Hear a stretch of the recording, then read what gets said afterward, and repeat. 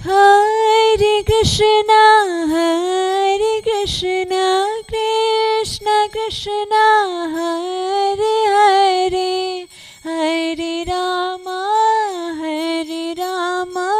Rama Rama, Hare Hare.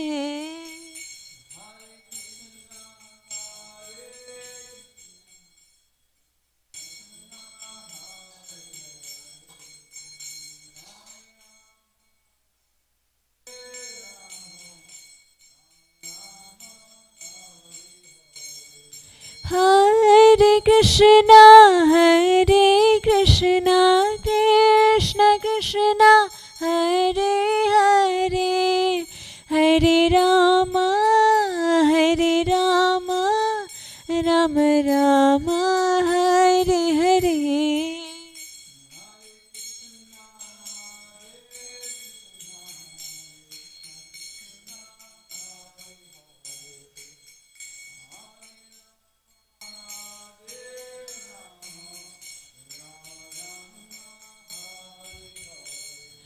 Hare Krishna,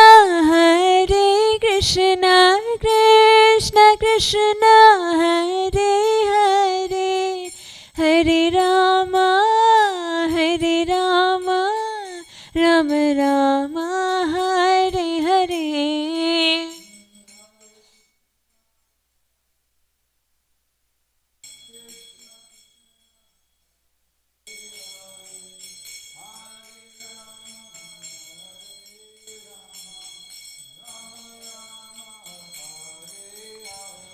Hare Krishna,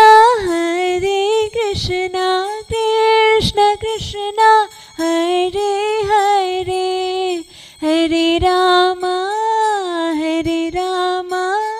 Rama Rama, Hare Hare.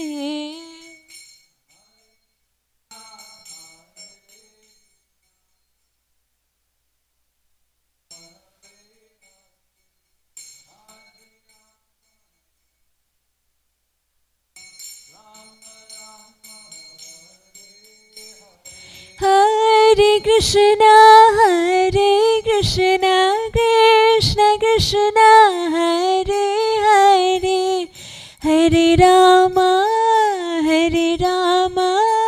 Rama Rama, Hare Hare.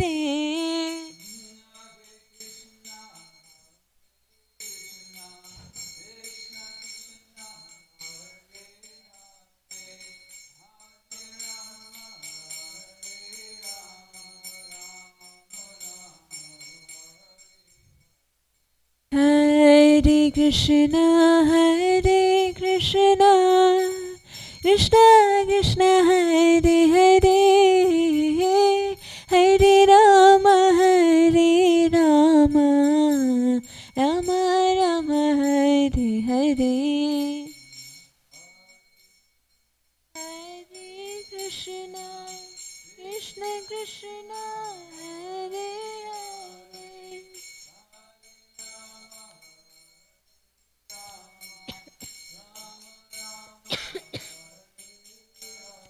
Hare Krishna, Krishna Krishna, Hare Hare, Hare Ram, Ram Ram, Hare Hare.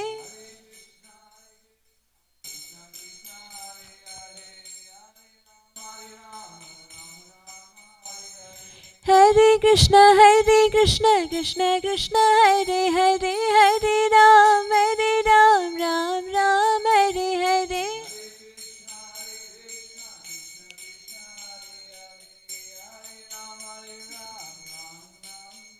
Hare Krishna, Krishna Krishna, Hare Hare, Hare Rama, Rama Rama, Hare Hare.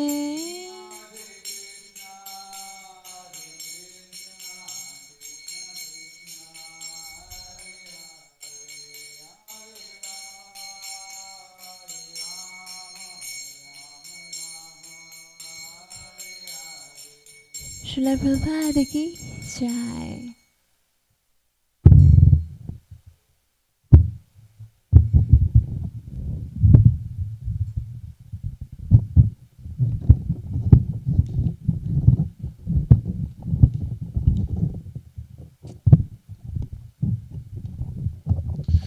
Hare Krishna. Good morning, everyone. Welcome to Shri Shri Radha Kalashanji Dham morning Srimad Bhagavatam class. Today we're reading from Canto 7. We'll continue with chapter 13. We're going to read verses 28 through 34. And then we'll come back to text 29.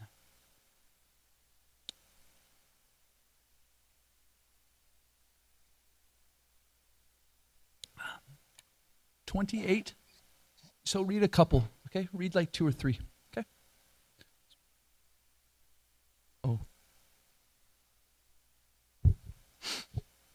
There we go. In this way, the conditioned soul living within the body forgets his self-interest because he identifies himself with the body. Because the body is material, his natural tendency is to be attracted by the varieties of the material world. Thus, the living entity suffers the miseries of material existence. Just as a deer, because of ignorance, cannot see the water within a well covered by grass, but runs after water elsewhere, the living entity covered by the material body does not see the happiness within himself, but runs after happiness in the material world. The living entity tries to achieve happiness and rid himself of the causes of distress, but because the various bodies of the living entities are under the full control of material nature, all his plans in different bodies, one after another, are ultimately baffled.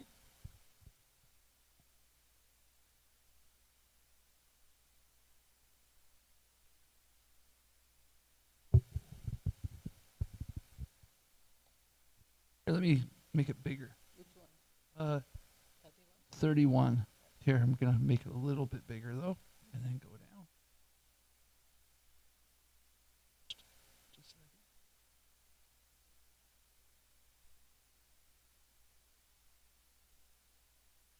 There we go. 31. Materialistic activities are always mixed with the 3 kinds of miserable conditions: Adharmic, Adidavik, Adibhut, and Adibhuta. Therefore, even if one achieves some success by performing such activities, what is the benefit of this success? One is still subjected to birth, death, old age, and disease, and the reactions of the fruitive activities. The Brahmana continued, I am actually seeing how a rich man who is a victim of his senses is very greedy to accumulate wealth and therefore suffers from insomnia due to fear from all sides, despite his wealth and opulence. Text 33.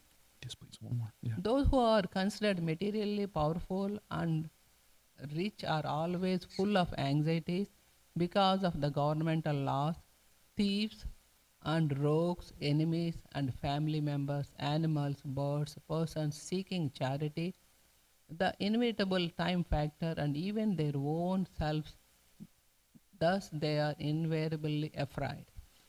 We'll do 34, and then we'll go back to 29. Okay, 34. Those who in human society who are intelligent should give up the original cause of lamentation, illusion, fear, anger, attachment, poverty, and unnecessary labor. The original cause of all these is desire for unnecessary prestige and money. Okay. I apologize. Before we begin Srimad Bhagavatam, we put our hands together and say, Om Namo Bhagavate Vasudevaya. Om Namo Bhagavate Vasudevaya.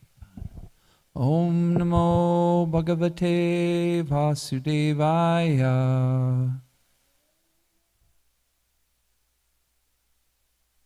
Om Namo Bhagavate Vasudevaya. Naram Namaskritya Naram Chaiva Narottamam Devyam Sarasvatim Vyasam Tato Jayam Udirayet Nashtaprayasha Breshu Nityam Bhagavata Sevaya Bhagavati Uttam Ashoke Bhaktir Bhavati Naishtaki. Om Gyanjamarandasya Gananjana Shalakaya Chakshuranmalitam Yena Tasmai Shri Guruve Namaha.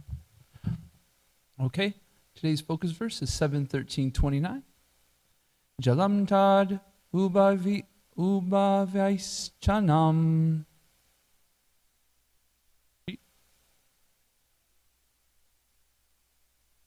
Jalam tadu udbhavyaischanam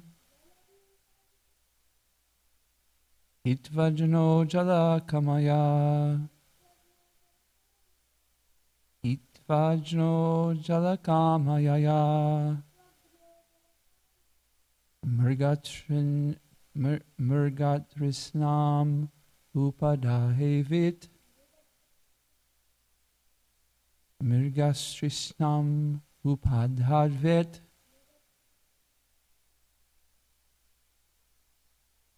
Tatyanatratyadraks vataha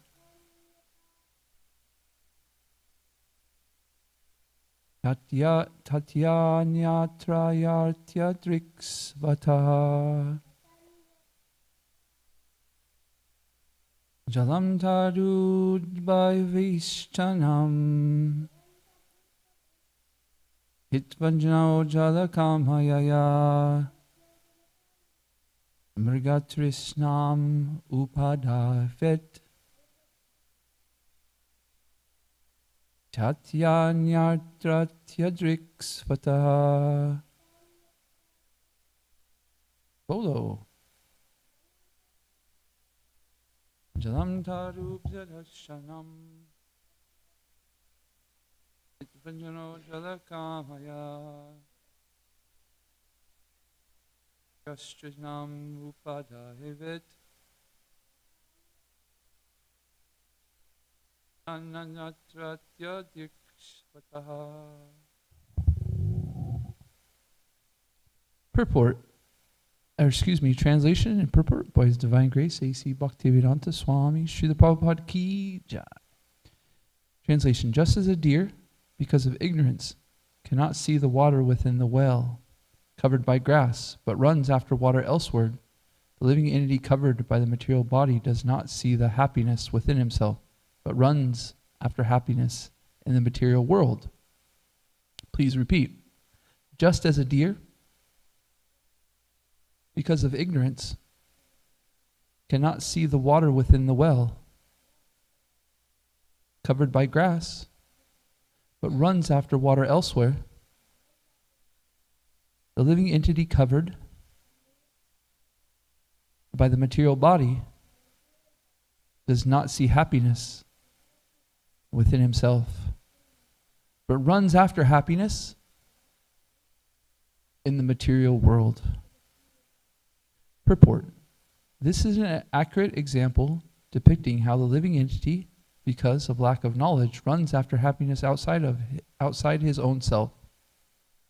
When one understands his real identity as a spiritual being, he can understand the supreme spiritual being, Krishna, and the real happiness exchange between Krishna and oneself. It is very interesting to note how this verse points to the body's growth from the spirit soul. The modern materialistic scientist thinks that the life grows from matter, but actually the fact is that matter grows from life. The life, or the spiritual soul, is compared herein to water, from which clumps of matter grow in the form of grass. One who is ignorant of scientific knowledge of the spirit soul does not look inside the body to find happiness in the soul. Instead, he goes outside to search for happiness, just as a deer without knowledge of the water beneath the grass goes out to the desert to find water. The Krishna consciousness movement is trying to remove the ignorance of misled human beings who are trying to find water outside the jurisdiction of life. Raso vyai saha, raso ham apsu kuntaya. The taste of water is Krishna. To quench one's thirst, one must taste water by association with Krishna. This is the Vedic injunction. Hare Krishna.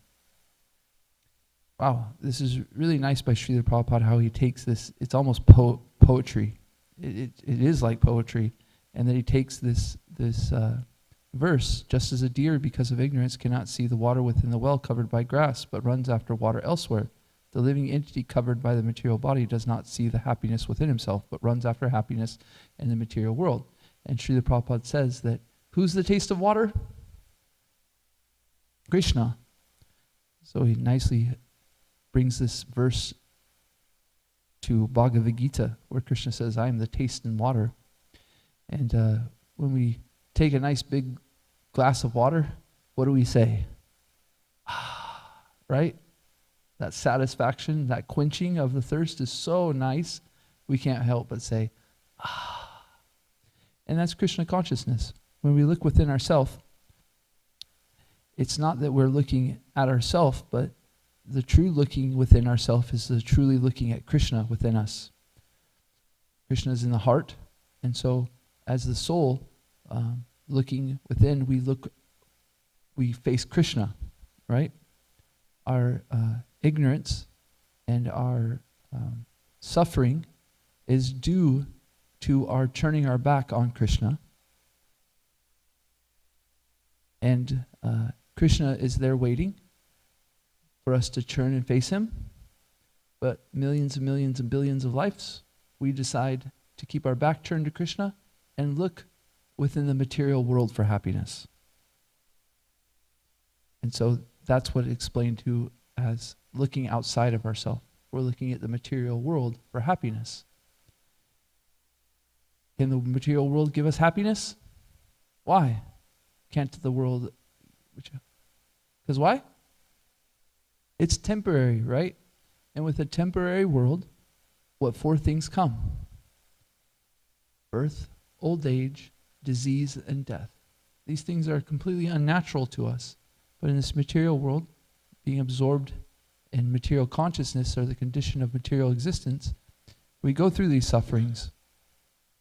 And so although the materialist will do everything in their power to forget of these four sufferings through trying to manipulate material worlds for their enjoyment, ultimately they have to be subject to these four things. And the materialists, they working millions of lives and working 24 hours a day, working 7 days a week, 24 hours a day, 365 days a week, 365 days a year, trying to figure out how that they can enjoy. They become pretty good at it in some ways. What I mean is pretty good at it means pretty good in distracting themselves from the miseries of life. Running from here to here to here, staying busy, trying to accumulate wealth so that they can keep busy, so that they don't have to think about these material impediments. And so when people in the mode of passion become very good at it, they're continually just running from one thing to another. Matter of fact, you can see in these people that when they get a moment to breathe, in a sense, you could say, they become very agitated. They can't even handle being peaceful and sitting down.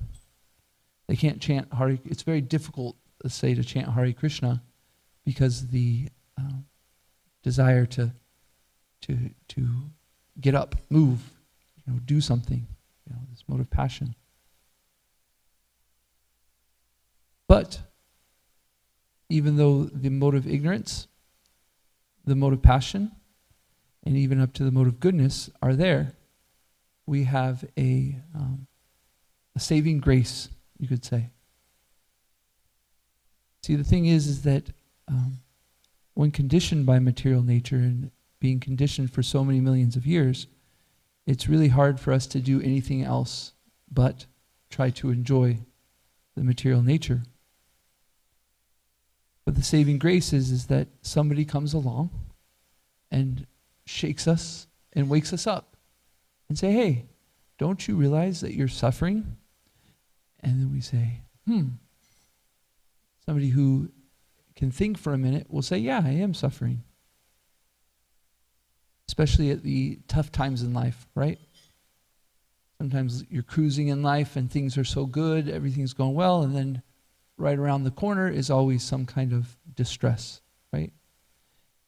Not just in your own personal vehicle, the body, but in somebody else's, You see the suffering of your loved ones, and you take that on as your own suffering also. So somebody comes to us and says, hey, please try to realize that we're suffering and that this isn't the answer, this conditioned life, this trying to enjoy in the material existence. And this is somebody who is bringing spiritual science to us.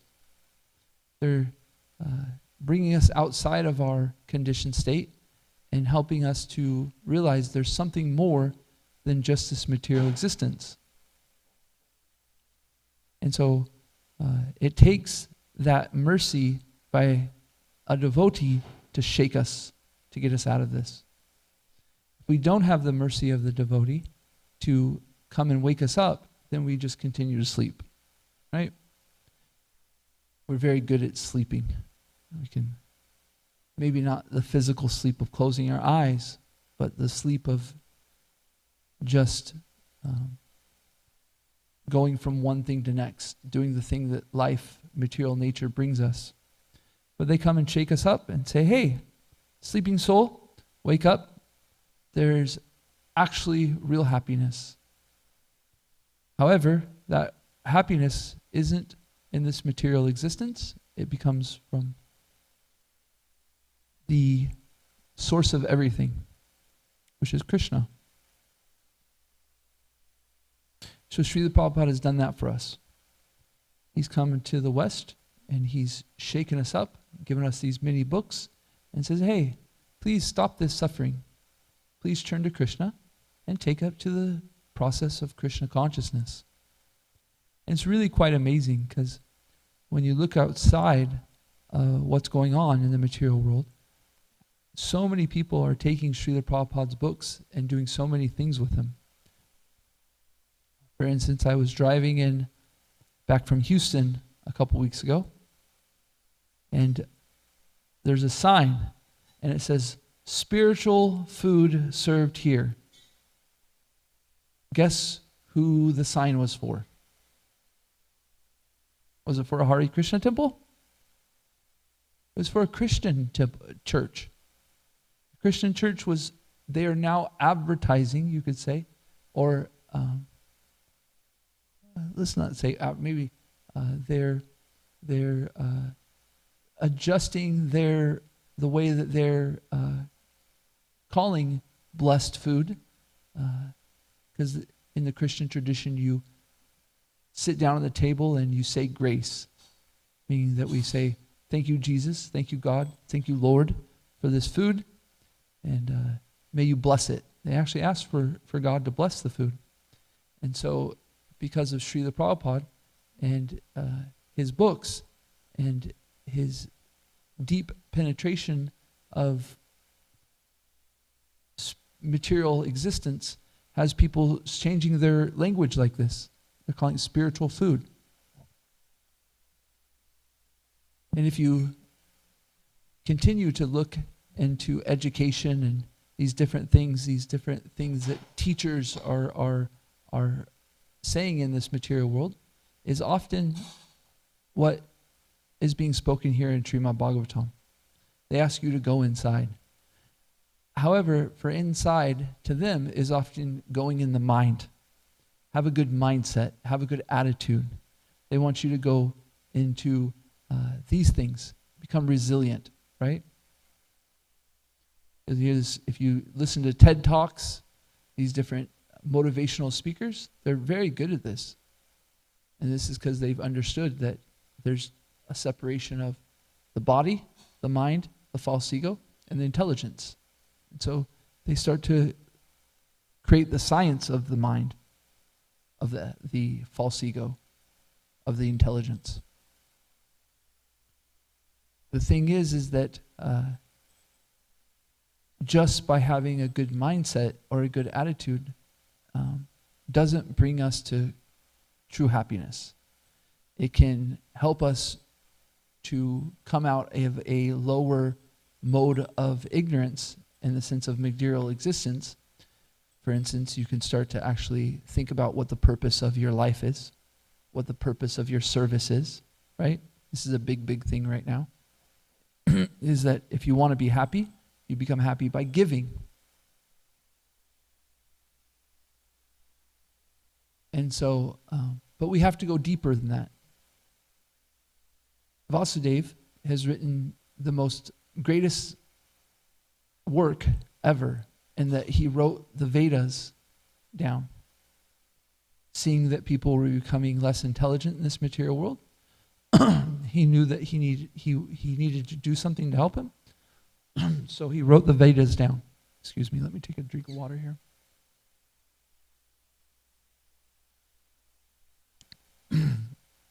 But was Vasudev, was he happy? No, he wasn't, right?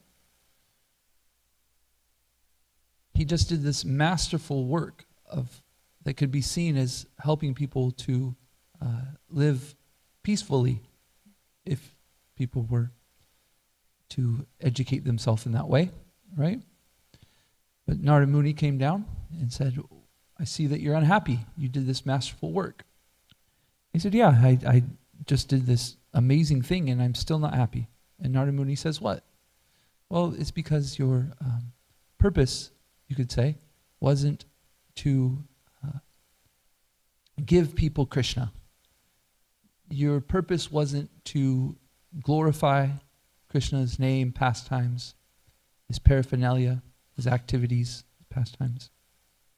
And so therefore you're falling short and you won't become happy like that. So in this material world, we can start to learn the science of subtle material in the sense of the mind, intelligence, and false ego. But even we need to go deeper than that for happiness. We need to come to the level of the soul, us. And this is the science that we have in Krishna consciousness, is how to help people to come to the understanding that they are spirit soul, and this material covering, whether it's the mind, intelligence, false ego, or the material elements of earth, water, fire, air, and ether. Those all are material elements that we identify as us, will keep us from happiness. We've got to go deeper. But the interesting thing is that because we're conditioned in this material world, and we do have these material elements that are we've come in contact with, we can't just tuck our head down and ignore them, right? We have to start to use them in their proper manner, right? And so this is where the science of our mind and our intelligence falls short also, is because they don't touch on the fact that they are what they're supposed to be used for. And so, by reading Srila Prabhupada's books, by coming in contact with Srila Prabhupada, the pure devotee, he brings us in contact with Krishna, and then we start to purify our intelligence. We start to purify our mind. We start to purify our existence. We start to use the things that we have for Krishna's service. And so, us being very limited in our perception can get frustrated, or can want to, or maybe not see the progress or what our contact with the spiritual, with Krishna and the pure devotee is doing in our life.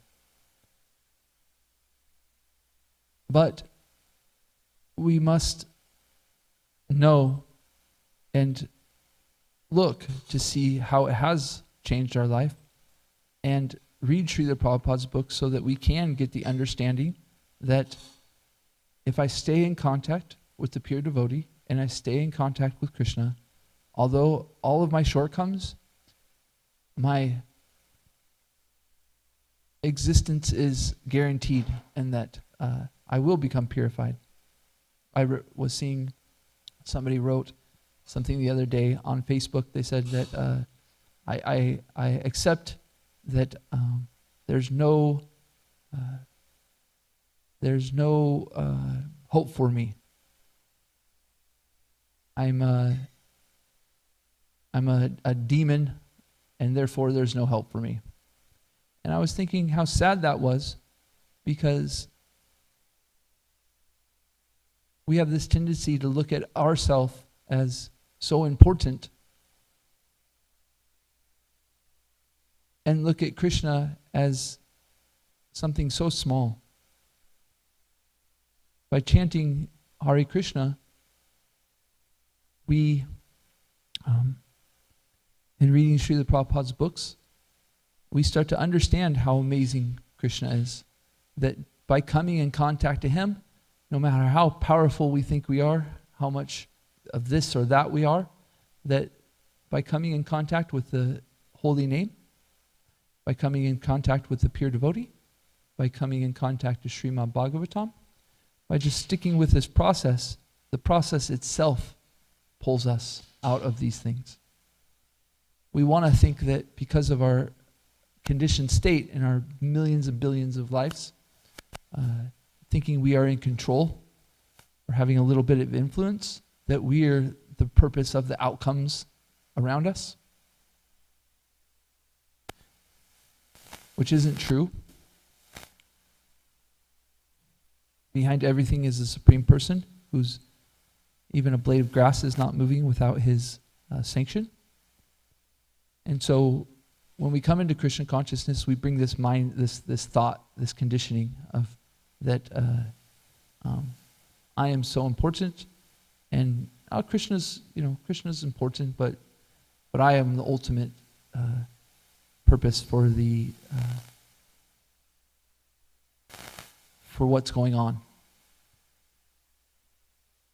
And so we often downplay or minimize the contact of the pure devotee or the contact of the holy name.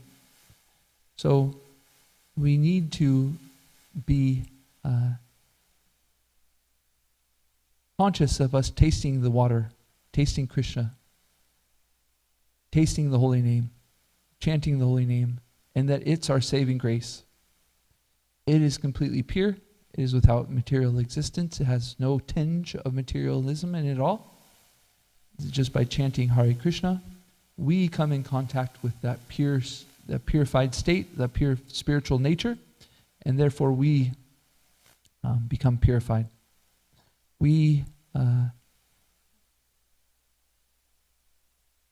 really need to become convinced of this. Because material nature is moving, and it can be hard. In one of the translation, it was talking about the three impediments, or the three things that disturb the living entity, right? What are the three things that are disturbing to the entity? One, I'll give you one. Their own body, right? Our mind is disturbing us. Our body's becoming sick, right? What's in another one? How about other living entities, right? You sit in the wonderful Sri Sri Radha Kalashanji Dham Park, and it's so amazing. You got Tamal Krishna Goswami's beautiful samadhi, but then something happens. What happens? The mosquitoes start picking at you, right? So these other living entities are disturbing us, right? So our own body, other living entities, and what's the third one?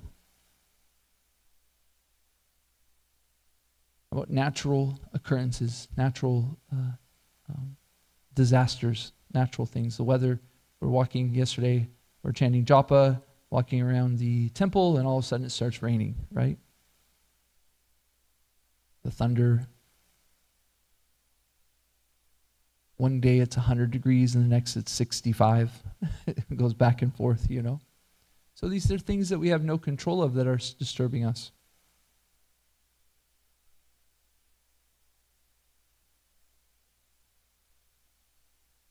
So we should understand, we should come to knowledge that we're looking outside of ourselves for happiness. And because of that conditioned state, millions and millions of lifetimes, we've come to be so focused on these different things, whether it's the material body, whether it's our mind, whether it's our intelligence, our false ego. We think of them as supreme, and we often think that because of this, we often think that Krishna's name, or Krishna, must be conditioned also. The holy name isn't completely pure, so we don't take the process serious. But we hear from Srila Prabhupada that in Srimad Bhagavatam that the holy name is completely pure. Krishna does not come into contact with material nature.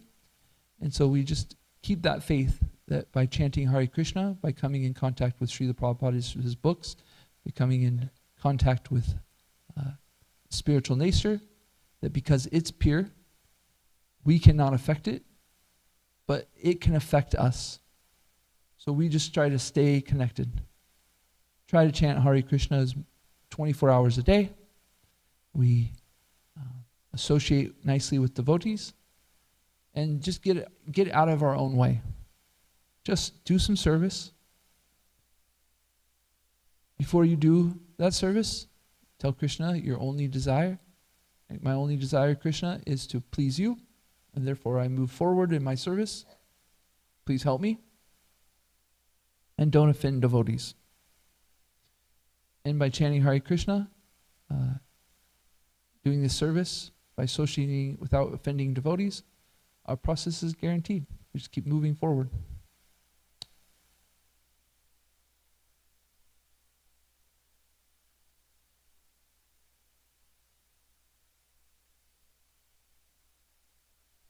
Hare Krishna. Vaishnav.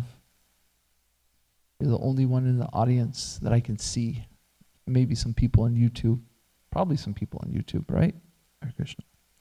So, you need to do us, if you would be so kind to do us a favor, would you ask a question or make a comment about what was spoke on today? You grab that microphone right there and just say something. Whatever you think. What do you think about this story that's being spoken about material existence?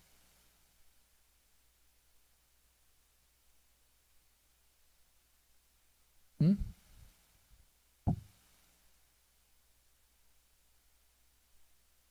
you think it's true? Do you think it's true what is being spoken about material existence? Why do you think it's true? Grab the mic and tell me why. Tell us why you think it's true. If you would. What's your experience? Have you had any experience?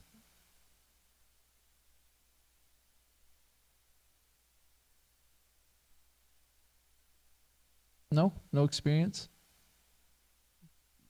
So in your life, you've never had an experience where material nature has been mean to you, has hurt you, or fallen short of your happiness? What happened? Grab the mic. There's people on YouTube that need to hear. Okay, then I'll repeat what you're saying. What did you say? What happened? You were what? You got to be a little bit louder. You were in a boat in Mayapur?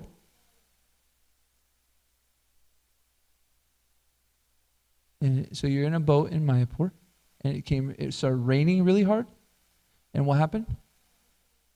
You got wet. Yeah.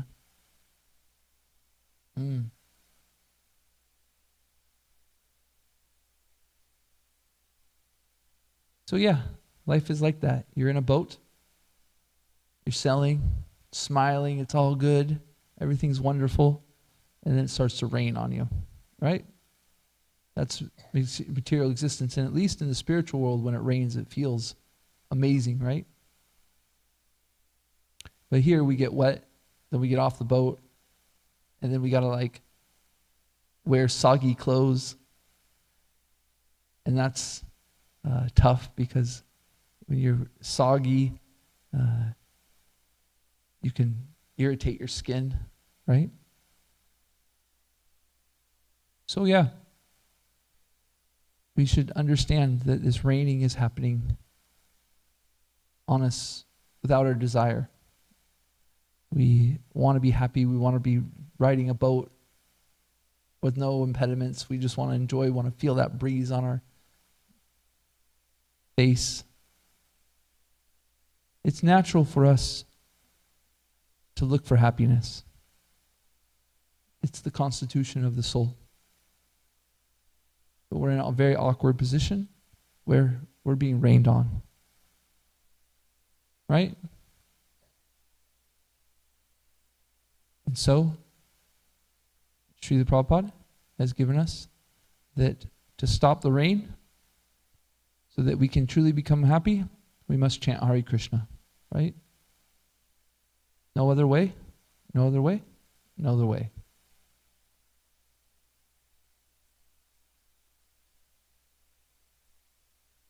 Any other comments? No? Okay. Well, in there, please, everyone.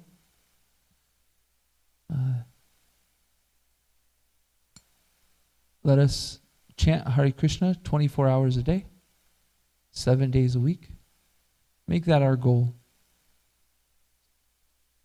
That we always are chanting Hare Krishna. If we have some moments in our life that becomes undoable, let us take shelter of the spiritual master. Ask some questions. What's going on? What is keeping me from chanting Hare Krishna 24 hours a day? And we can help. They can help us because they've been there. They're walked this path, and they can help us so that we can chant 24 hours a day. Let us make this goal. Of course, chanting Hare Krishna is reading Srila Prabhupada's books, doing our service for Krishna, having Krishna consciousness. Okay? Hare Krishna, Srimad Bhagavatam ki jai, Srila Prabhupada ki jai, Gaura Brahmanande Hari Hari Bo, Vanchakalpatarubhyascha, Kripa Sindhubhyevacha Patitanam Pavanebhyo, Vaishnavebhyo Namo Namaha, Antikuti Vaishnava Vrindi ki jai.